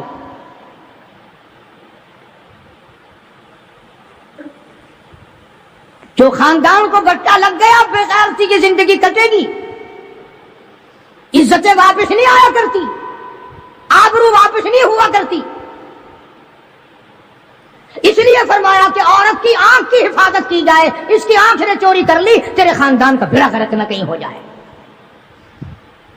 اور اس لیے شاعر کہتا کہ آنکھ سے آنکھ لڑی مجھے ڈر ہے دل کا، آنکھ سے آنکھ لڑی مجھے ڈر ہے دل کا، کہیں جنگ و جدل میں مارا نہ جائے تو۔ پہلے آنکھ لڑتی ہے، پھر دل متاثر ہوتا ہے، پھر خاندان کی بربادی ہوتی ہے۔ اس لیے فرمایا قرآن کریم نے، پہلا وعدہ یہ لو کہ شرک نہ کریں گی، دوسرا وعدہ یہ لو کہ چوری نہ کریں گی، اور تیسرا وعدہ فرمایا ولا یزنین، ان سے یہ بھی وعدہ لو کہ کلمہ پڑھنے کے بعد محمد عربی صلی اللہ علیہ وسلم کی مرید بننے کے بعد زنا نہ کریں گی، بدکاری نہیں کریں گی۔ اللہ اکبر، کیا وقت تھا! ایک ایک جملے کی تفسیر کروں تو ایک ایک جمعہ لگ جائے گا۔ جس وقت حضور کریم صلی اللہ علیہ وسلم نے یہ فرمایا کہ وعدہ کرو زنا نہیں کریں گی، قریش کی کئی عورتیں اٹھ کر کھڑی ہو گئی، بیٹھی بیٹھی اٹھ کر کھڑی ہو گئی، مکے کی عورتیں کھڑی ہو گئی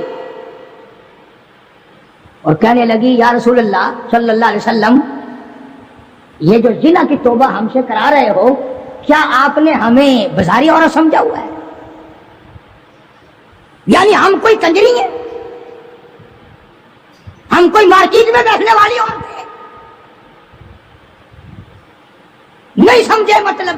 یعنی مشرکوں کی، مکے کی کافروں کی عورت کا بھی یہ مزاج تھا، اور وہ یہ کہتی تھی اور سوچتی تھی کہ خاندانی عورت بھی کبھی بدکار ہو سکتی ہے، وہ بھی کبھی اپنی عزت کسی کو دے سکتی ہے۔ اس لیے فرمایا حضور کریم صلی اللہ علیہ وسلم نے کہ اللہ کا حکم ہے، میں یہ نہیں کہتا کہ تم زنا کرتی تھی اور آج توبہ کرو، فرمایا پھر بھی اگر کوئی نہیں کرتی تھی پھر بھی آج توبہ کرے کہ ساری زندگی میں قبر تک بدکاری نہیں ہوگی۔ میرا عرض کرنے کا مطلب اور مقصد یہ ہے کہ مکے کی کافر عورت بھی یہ کہتی ہے کہ بدکاری کرنا تو کنجریوں کا کام ہے، بازاری عورتوں کا کام ہے، بدماش عورتوں کا کام ہے، گھریلو عورتیں اور خاندانی عورتیں ایسے کام کبھی نہیں کیا کرتی۔ 3 شرطیں ہو گئی، شرک نہ کریں گی، چوری نہ کریں گی، زنا نہ کریں گی۔ چوتھی فرمایا وَلَا يَقْتُلْنَ أَوْلَادَهُنَّ، اپنی اولاد کو قتل نہ کریں گی، اپنی اولاد کو نہیں ماریں گی۔ اس میں 2 تفسیر ہیں، ایک تو یہ کہ ہے تو اپنے خامند کی اولاد، ہے تو حلال کی، پر اس لیے مارنا کہ ان کے لیے روزی کہاں سے آئے گی، ان کے لیے رزق کہاں سے آئے گا، ان کے لیے کپڑا کہاں سے آئے گا، ان کی تعلیم کے لیے پیسہ کہاں سے آئے گا۔ خدا بند کریم نے دوسری جگہ قرآن کریم میں ایک اور اعلان فرمایا وَلَا تَقْتُلُوا أَوْلَادَكُمْ خَشْيَةَ إِمْلَاقٍ،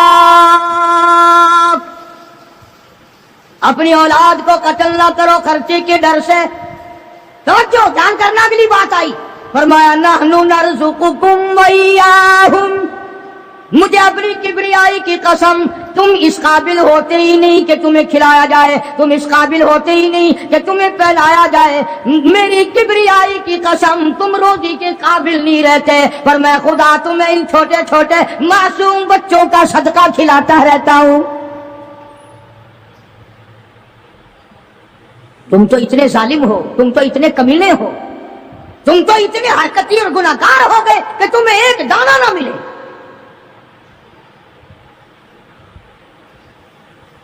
قرآن نے وضاحت کر دی، کبھی کوئی عورت کوئی مرد یہ نہ سوچے کہ یار درجنوں بچے ہو گئے، کیسے ہوگا، کیسے کریں گے، کیا کریں گے، اور جس نے پیدا کیا وہ تجھ سے زیادہ فکر والا ہے۔ اگر روزیوں پہ اولاد ہوتی، بڑی بڑی کوٹھیوں والے، بڑے بڑے مربوں والے، سارے پاکستان کے پیر بھی پوج لیے، سارے پاکستان کے تعویذ بھی لے لیے، بچہ آج تک بچہ کی شکل نہیں دیکھی، کاریں ہیں، موٹریں ہیں، کوٹھیاں ہیں، بنگلے ہیں، دولت ہے، بیگم ہے اور صاحب ہے، دونوں بیگم اور صاحب سارا دن کوٹھی کو ٹکر مارتے ہیں، کوئی کوٹھی میں نہ ہنسنے والا نہ رونے والا۔ فرمایا وَلَا يَقْتُلْنَ أَوْلَادَهُنَّ، اپنی اولاد کو قتل نہ کرو گی۔ اور دوسری تفسیر نعوذ باللہ یہ ہے کہ کوئی حرام کی وجہ سے اگر بچہ پیدا ہو گیا اس کو نہ مارو گی، اس لیے کہ قتل کا گناہ ٹھہرے گا۔ قرآن کریم کی اسی آیت کے نیچے معارف القرآن میں مفتی شفیع صاحب رحمۃ اللہ علیہ نے اور بزرگوں نے بڑی تصریح لکھی ہے کہ حمل گرانے والا بھی قتل کرنے میں شامل ہے۔ قیامت کے دن قاتلوں کی صف میں کھڑا ہوگا۔ آج پیسے لے کر کے اپنے عیب کو چھپانا،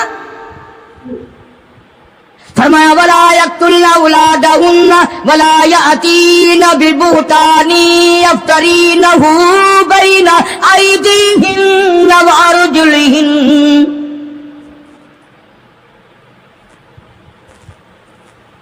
شرک نہیں کرو گی، چوری نہیں کرو گی، زنا نہیں کرو گی، اپنے اولاد کو قتل نہیں کرو گی۔ 5ویں شرط سب سے زیادہ خطرناک آئی، اپنے خامند کو عیب نہیں لگاؤ گی۔ یوں ہی نہیں ذرا کہیں دیر ہو گئی کہ بس اس کو کہہ دینا ہاں پتہ ہے جدھر جاتے ہو ہم نہیں تمہارے پیچھے ہوتے، ہماری روح تمہارے ساتھ ساتھ چلتی ہے، تم فلاں کے ساتھ ہو، تم فلاں کے ساتھ ہو۔ قرآن کریم نے شبہات کے اندر اپنی ازدواج زندگی کو آگ لگانے سے منع فرمایا۔ اور یہ جو آج کل عورتیں کئی جلوس نکالتے ہیں، کہتی ہیں ہم قرآن کو نہیں مانتے، ہم اسلام کو نہیں مانتے، ہم خدا کے حکم کو نہیں مانتے۔ خدا تمہیں کم مانتا ہے، قرآن تمہیں کم مسلمان مانتا ہے؟ اب تو طرح طرح کی آوازیں آنے لگی. عورتیں کہتی ہیں ہم بھی دوش بدوش چلیں گی. یعنی دوش بدوش کا لوگ آدھے لوگ تو پڑھے لکھے بھی مطلب نہیں سمجھتے. کندھے سے کندھا ملا کے چلیں گی. کارخانے جاؤ گے تو ہم ساتھ ساتھ چلیں گی. کالج میں پڑھنے جاؤ گے ہم بھی چلیں گے. دفتر میں کام کرنے جاؤ گے تو ہم بھی ساتھ چلیں گے. بلکہ ایک عورت نے تو یہاں تک کہا کہ جو حقوق مرد کے ہیں وہی عورت کے ہیں. اور یہ لفظ کہے کہ اسلام ظلم کرتا ہے. ایک مرد کو 4 عورتیں کرنے کا اختیار ہے, ایک عورت کو 4 مرد رکھنے کا بھی اختیار ہونا چاہیے نا. ذہنیت دیکھو آپ. اچھا مرد شادی کر کے عورت کو اپنے گھر میں لاتا ہے. 4 مرد, اس کے پاس مکان تو اپنا ہونا نہیں, باپ بھائی دے کیوں؟ یہ 4 مردوں کو سر پہ اٹھائے پھرے گی, کہاں لے جایا کرے گی؟ یہ ساری کی ساری مغربی طرز کی جتنی عورتیں ہیں پہلے سے اسلام کی دشمن ہیں, قرآن کی دشمن ہیں. بڑے بڑے گھرانوں کے انہوں نے بیڑے غرق کیے ہوئے.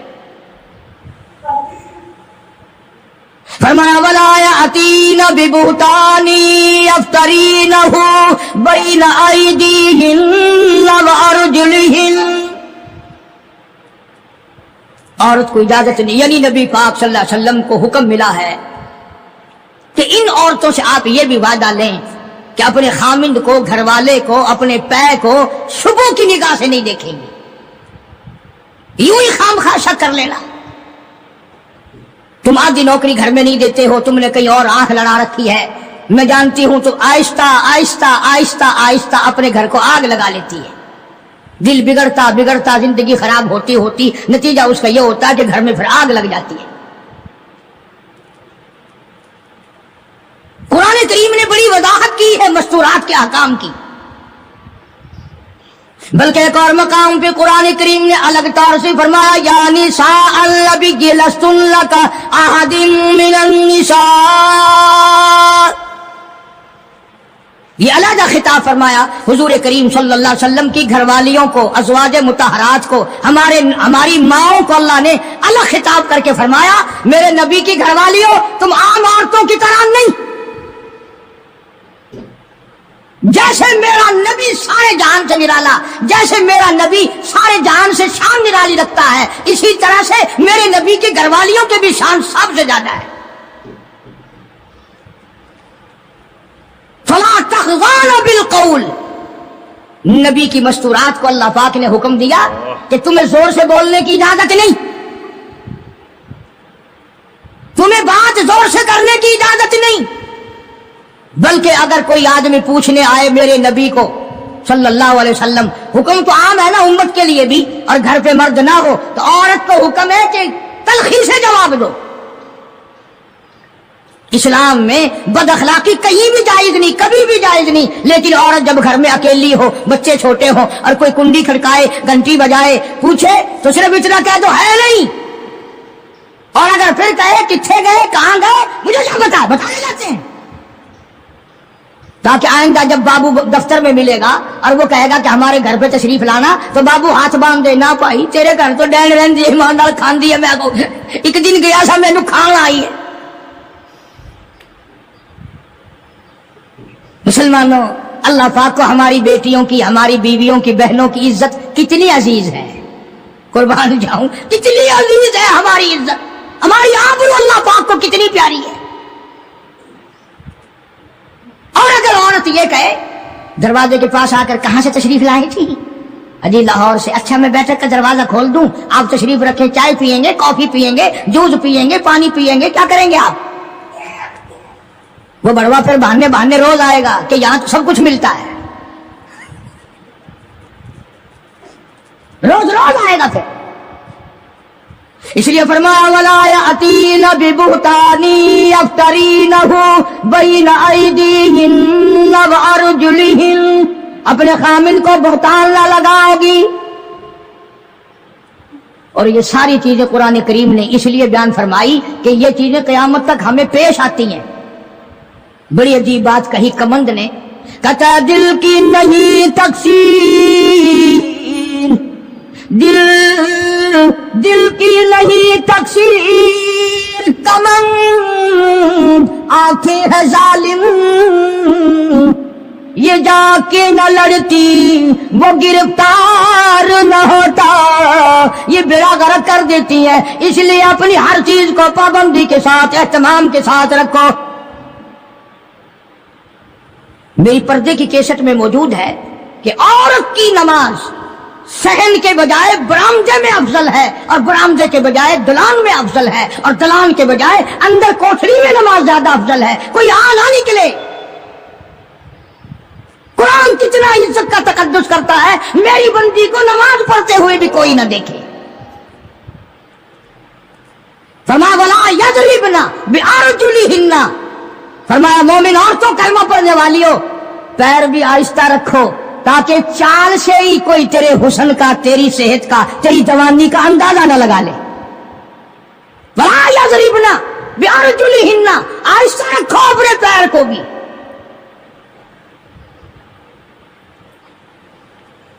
تو شرط اللہ پاک جل شانہ نے فرمائی، شرک نہ کریں گی، چوری نہ کریں گی، زنا نہ کریں گی، اولاد کو قتل نہ کریں گی، اپنے خامن کو بہتان نہیں لگائیں. کیا ہو گئی؟ 5. یاد رکھو گے کہ انشاءاللہ کام آئیں گی. پر تم نے جو ایک طریقہ بنا رکھا ہے کہ یہیں سنیر دروازے سے نکل کر میرا آواز مجھے واپس دے جاؤ گے کہ گلے سنبھالا پڑا. اور خدا کے بندے اپنی بیٹیوں کو، بہنوں کو گھر میں جا کر بیویوں کو کچھ تو بتایا کرو. ہم قاری حنیف کے پاس گئے تھے، اس نے قرآن سنایا اور یہ مسئلے بتائے. فلم والے تو بتاتے ہیں چھوکروں کو، مزہ آ گیا رات، فلانا جو تھا نا اس نے جو سین دکھایا، بلے بلے بلے، وہ سارے بتاتے ہیں. تم بڑے شرمیلے ہو، قرآن نہیں بتا سکتے. آخری شرط فرمایا وَلَا يَعْصِينَكَ فِي مَعْرُوفٍ،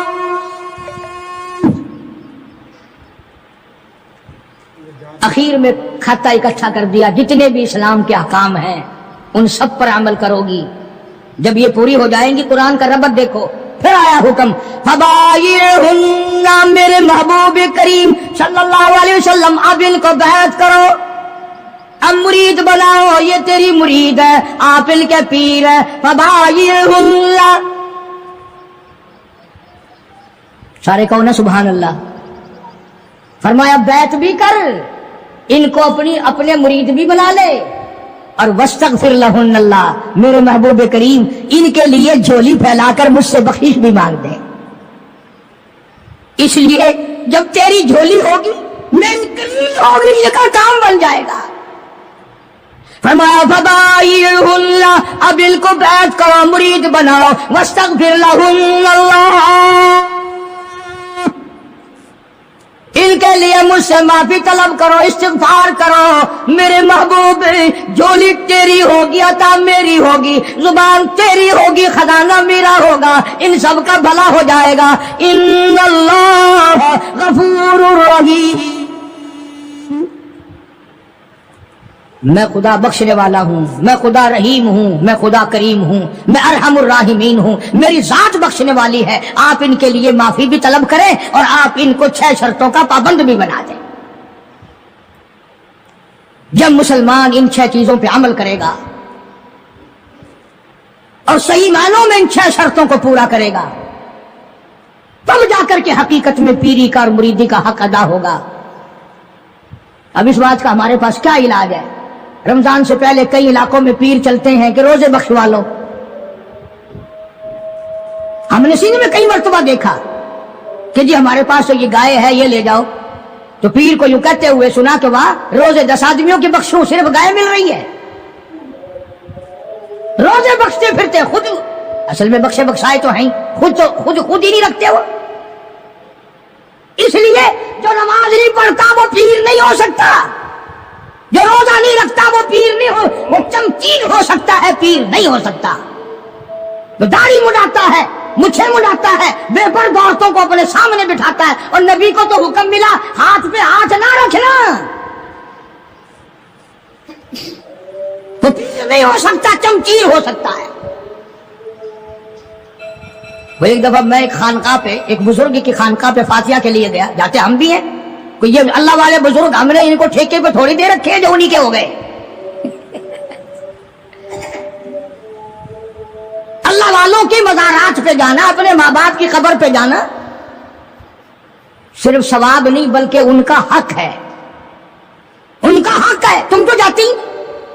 माँ की कब्र पे सारी जिंदगी फेरा नहीं मारते हम, बाप की कब्र पे फेरा नहीं मारते, उस्ताद की कब्र पे फेरा नहीं मारते।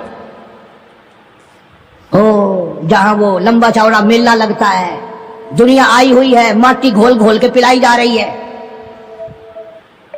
अल्लाह वालों ने भी सारी बातें समझा दी। सुल्तान बाहू रहमतुल्लाह अलैह कितना बड़ा बुजुर्ग है, कितना बड़ा वली है, कितना बड़ा पीर है। अपनी जुबान में किताब में कहता है, अदल करेता थर थर कंबल, अदल करेता थर थर कंबल, ऊंचिया शाना वाले हूँ, फजल करेता बख्शे डावल, मैं जय मुकाले हूँ। ओ मौला, अगर अदल किया तो मेरे जैसों का क्या बनेगा, फजल किया तो मेरे जैसों की भी निजात हो जाएगी। बुजुर्ग है बाबा फरीदुद्दीन रहमतुल्लाह अलैह फरमाते हैं, उठ फरीद झाड़ू दे बिच मस्जिद। तुसा झाड़ू ना दिवा हिम्मत कोई चौक मस्जिद का खादिम ना समझ वंजे। हाँ कहता है, उठ फरीद झाड़ू दे बिच मस्जिद, तू सुता रब जाग दाई तेरी डाडे नाल परीत। वो हर वक्त जागता है। काम कर, खिदमत कर मखलूक के खुदा की, दरबार इलाही की अजमत कर। अजब अजब अंदाज है अल्लाह वालों के। तो मैं एक अल्लाह वाले के मज़ार पे फातिहा के लिए गया, जानता था नहीं, मेरी कमर पे थापड़ा दिया। वो कहने लगा ला 10 रुपए, यूं ला 5 रुपए। मैंने उसकी कमर पे थापड़ा दे दिया, मैंने कहा ला 10 रुपए। उनने कहा वो कैसे? चल मैंने कहा 5 तू अपने काट ले, तूने भी थापड़ा दिया है, 5 मेरे दे दे। अंदाजा ला। कई लोग आते हैं यूं झुक जाते हैं, जी कमर पे मेरी थापड़ा दे दो। वो कुरान तेनू वारा नहीं खांदा, थापड़ा वारा खांदा है। अंदाजा लाओ जिंदगी का। हम लोग क्या करते हैं? सारा अल्लाह का कुरान छोड़कर, नबी सल्लल्लाहु अलैहि वसल्लम का फरमान छोड़कर, जिन पे सहाबा इकराम ने ऐसा अमल करके दिखाया, ऐसा अमल करके दिखाया। मैं अगर एक एक चीज की तफसीर बयान करूं तो कम से कम 6 जुमे इस आयत के लिए चाहिए। आओ फिर मैं तुम्हें एक अमल तो बता ही दूं। एक औरत है, सहाबिया है, रज़ी अल्लाह ताला अन्हा, कलमा पढ़कर मुसलमान बनी, हुजूर की मुरीद बनी, सरकार उसके पीर हैं, मदीने में हिजरत करके चली गई। माँ बाप दोनों कलमा नहीं पढ़ते, काफिर हैं, मक्के में रहते हैं। माँ को कोई तंगी आ गई, गुर्बत आ गई, उधर बेटी की याद आ गई, आखिर औलाद औलाद होती है। कई 100 मील का पैदल सफर करके मदीना पाक पहुंची। अल्लाह सबको ज़ियारत नसीब फरमाए। मदीने पाक पहुंची, मां कुंडी खटखटाई, पूछा कौन? बेटी दरवाजा खोलो, मैं तेरी अम्मा हूं, तेरी शक्ल देखने आई हूं। माशाअल्लाह माशाअल्लाह, सुभान अल्लाह सुभान अल्लाह। दोस्तों कैसा लगा आपको हमारा ये बयान? अगर बयान पसंद आया हो तो इसे लाइक करें, हमारे चैनल को सब्सक्राइब करें और दूसरों तक इसे शेयर जरूर करें।